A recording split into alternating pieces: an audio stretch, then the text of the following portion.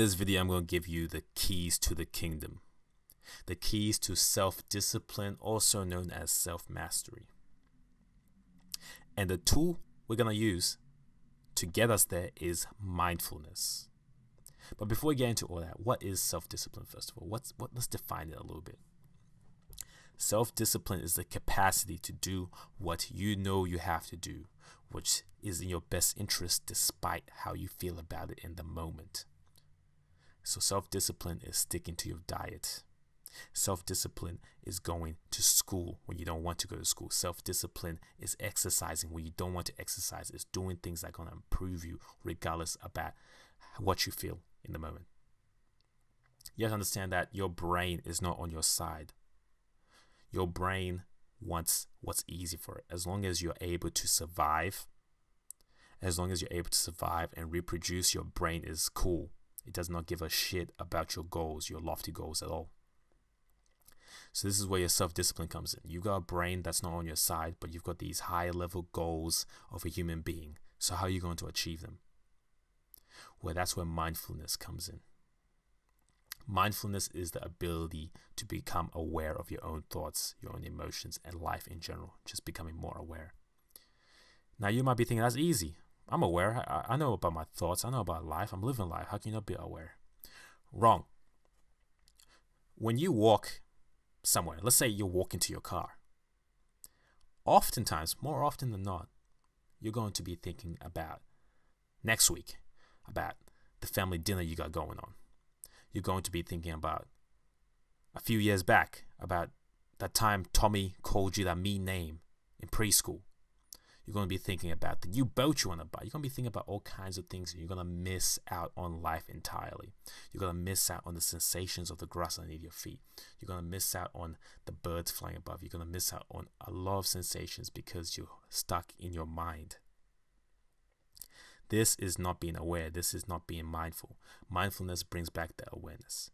So how does this relate to self-discipline or self-mastery anyway? Sure, paying attention is great, but what does that have to do with achieving your goals, of going against the evolutionary burden? Well, here's the thing. To go against the evolutionary mismatch, you need to be aware of your own thoughts and your own emotions. Becoming aware of life in general also helps you become aware of your own thoughts, your own emotions. So mindfulness lets you analyze the internal world as well as the external world. Let's say you're angry. Let's say for some reason something's angered you. There's a few things that happen. Perhaps your scalp starts heating up. Perhaps your hands start sweating. Maybe your elbows start twitching. The average person, once they start feeling these sensations, they react. They fulfill the habit loop that's been ingrained in them. They feel the sensations of anger. They get angry. They snap. They do something perhaps that they didn't want to do or they wouldn't have done if they were in a different mindset. The mindful person has got a buffer. They've got a gap. They've got the opportunity to decide their reaction. They're able to pick up on these sensations. They're able to dive deep into them, to feel them fully, to embrace these sensations of life.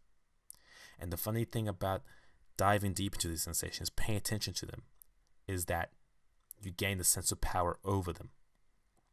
So the mindful person dives deep into these sensations and they realize that they don't have to react. They realize that they are not one with these sensations, that they're just observing, that these things are rising up inside them. These things are not them, they're just rising up inside them. So they don't have to react. They say that to escape the trap, you have to analyze it. And that's what you're doing with your emotions. You have to analyze your emotions. You have to analyze how your brain works to be able to gain that self-mastery we were talking about.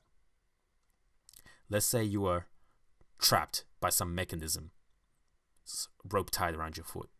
You're not just going to try to escape, are you? You're going to look at it, see what's wrong, and then work from there. Analyze the trap and escape. That's the same thing with your life, and that's how mindfulness is going to help you. Mindfulness is a way and means to be able to analyze these traps. Bringing more attention to your life is going to help you with the self-mastery, because you're going to be able to see things that you normally wouldn't see, things that would normally become habitual, that you would take for granted. You're going to be able to pay attention to them and then decide. So how can you exercise your mindfulness? Well, the best way is mindfulness meditation, but you don't have to do this. Anytime you're just aware of what's happening, you're being mindful. Anytime you are aware of your anxiety, you're being mindful. Anytime you're aware of your weird thoughts, you're being mindful. Anytime you're aware of the strange sensations, you're being mindful. Anytime you're aware of the grass underneath your feet, you're being mindful. Awareness is mindful. So the more times you can do this throughout the day, the easier it will be for you. So build up this skill set, because it is the keys to the kingdom.